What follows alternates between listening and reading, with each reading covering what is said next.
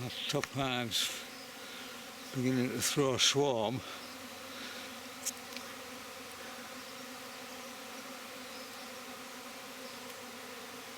Bees everywhere. I'll just leave that running, come back later.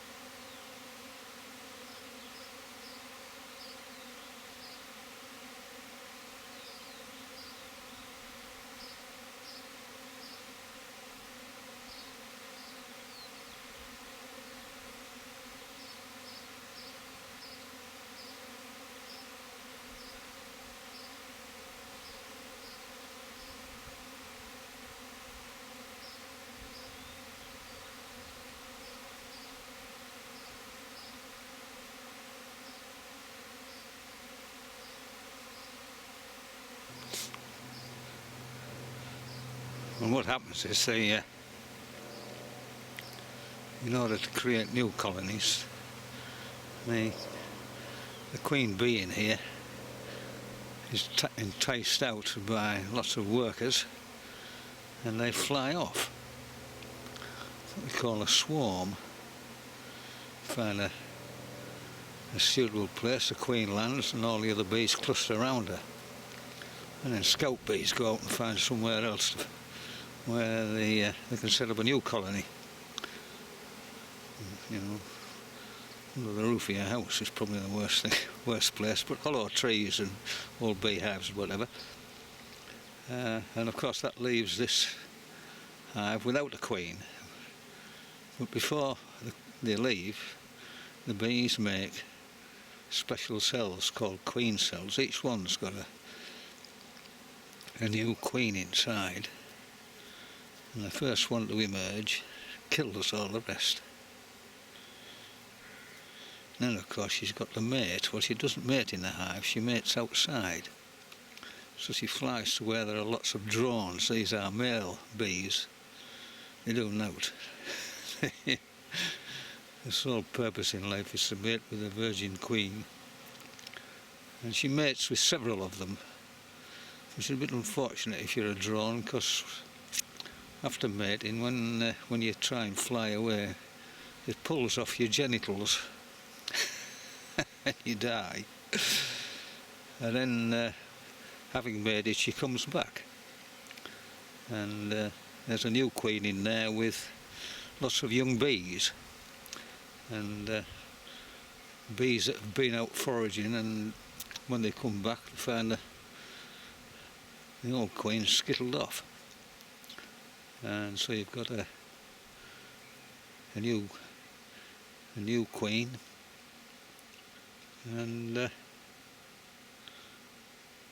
producing lots of pheromones. These are sort of chemicals that keep the colony together. Each colony has its own smell, as it were, produced by the queen. And of course, being a new queen and freshly mated, she's a powerful layer. But as she gets older, the amount of pheromones she produces becomes less, and the colony becomes not as closely bound, as it were, and it swarms again. And if you're a beekeeper after honey, the whole idea is to keep the colony together. You don't want the queen clearing off on her own. And so at this time of year, you have to go through the beehive and remove all the queen cells. And that tends to discourage the bees from swarming. But it would seem, from looking at this, the old queen hasn't come out. She's stayed in, because they're all beginning to calm down now. And although it doesn't look like it, there aren't as many bees whizzing about. I'll just zoom back out and you can see. A moment ago there was bees all over the place, whizzing about, but now they all seem to, as I say, they all seem to have calmed down a bit. There's a few bees here thinking they were going to clear off with the old queen sitting around on these hedges. Oh, yep, they're off again.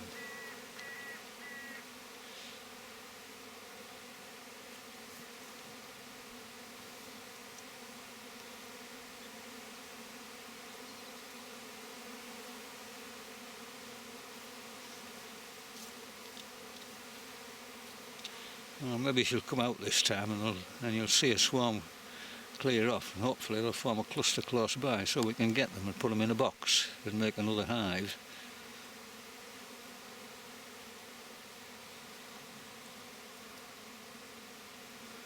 Well, we're getting excited there again.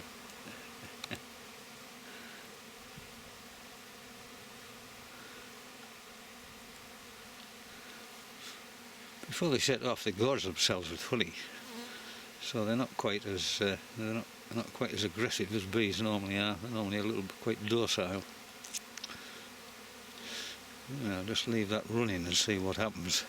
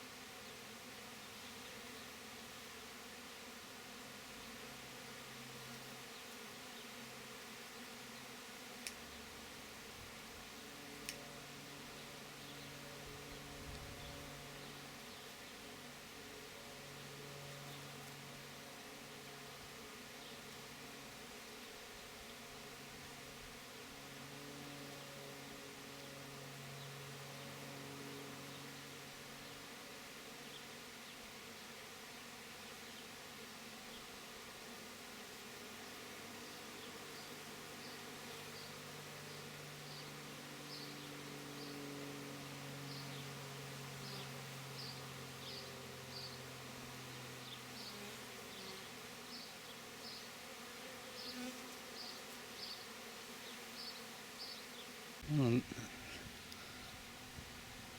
I'm all calmed down again. I'll try to get back in. I don't think the queen's come out at all.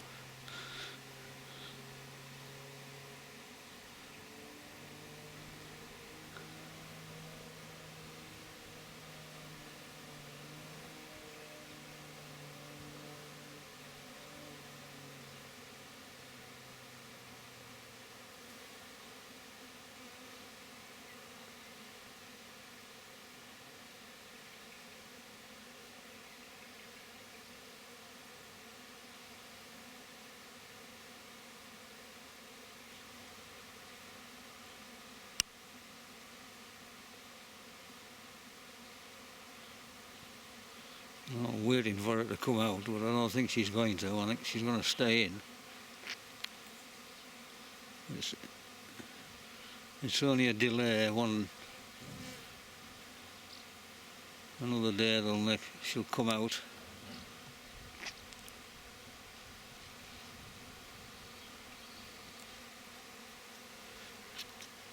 It's a strange life for a queen. She only flies twice. That's usually when she's her mating flight, and then the rest of the time she spends in this beehive for about probably a couple of years in the dark. And then when she comes out for a swarm, it's back into the daylight, which must be a bit odd.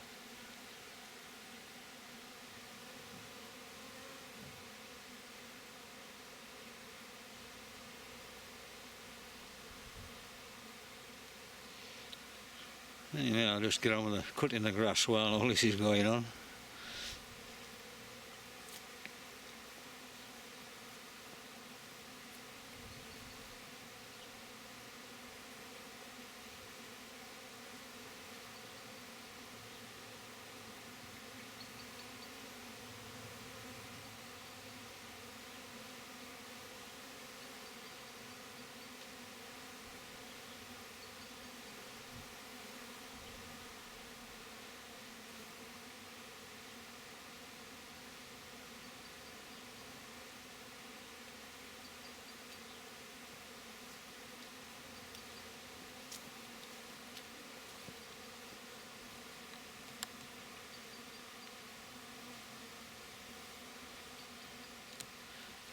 It's 25 to 4. I reckon by 5 o'clock they'll all be calmed down and back in there till tomorrow. If it's a nice day.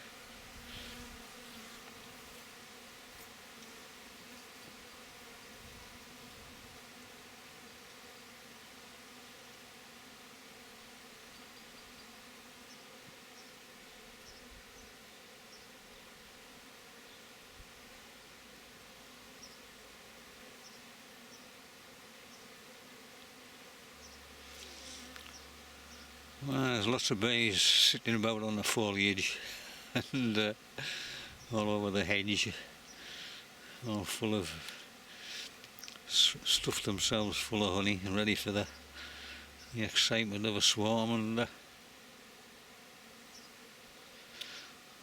all for nothing.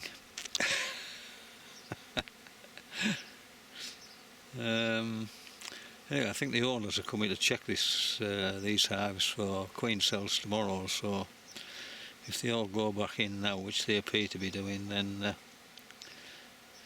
if they come tomorrow and get these queen cells removed, then it'll stop them swarming. You have to keep checking for queen cells every few days, and of course if you miss one, then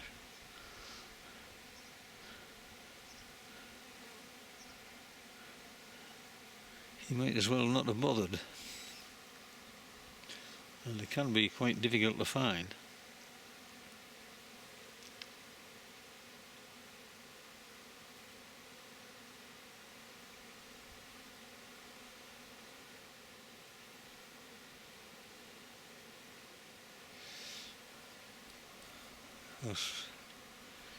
Meanwhile, in the hive next door, it's business as usual.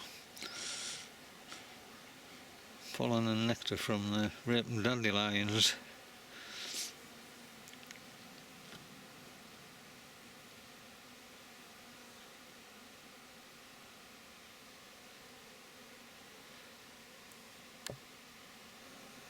There's a lot of bees on that flight board there, on that landing board.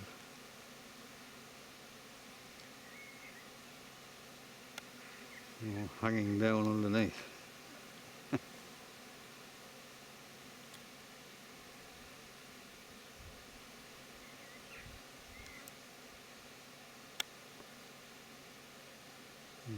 The front of the hive as well. Lots of them fanning there on the front of the hive.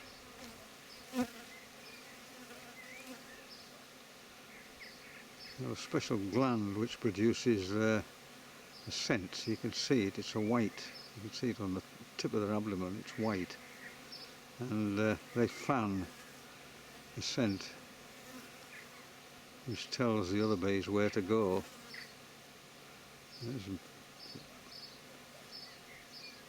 They're all fanning there. I'll go a bit closer, but this colony is a bit bad-tempered.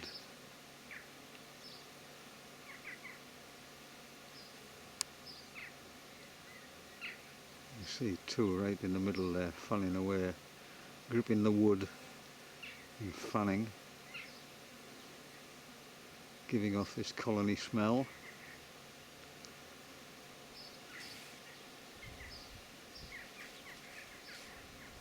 That brings all the bees back in.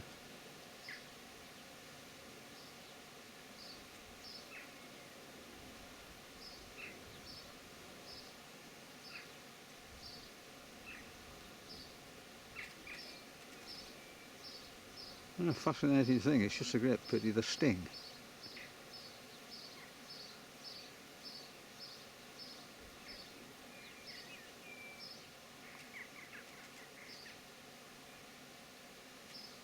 All that excitement about nothing, little bee. You'll have to wait for another day.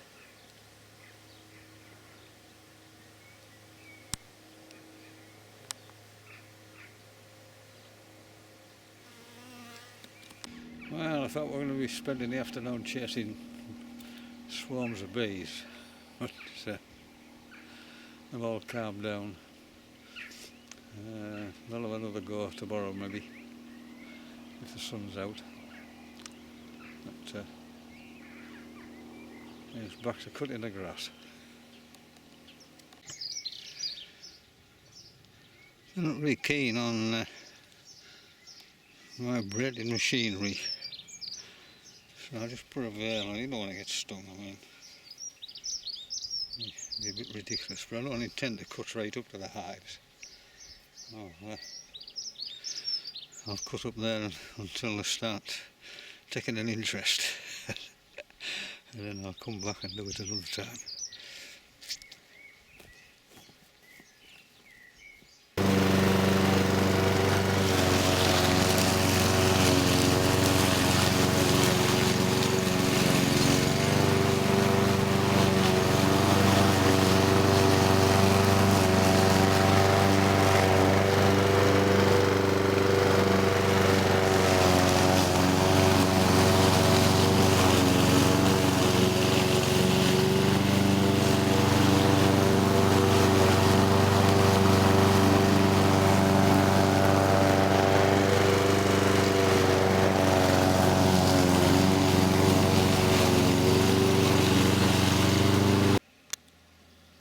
Well, it's 4:20 and the excitement's over.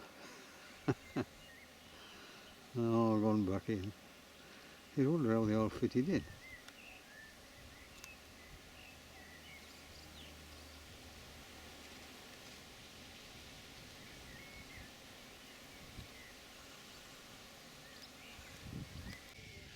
Well, that wasn't too bad. A couple of half-hearted attacks, fending them off. I'll leave the rest of the grass until the beehives have gone, or until they're all in on a cold day. But please, that's out of the way.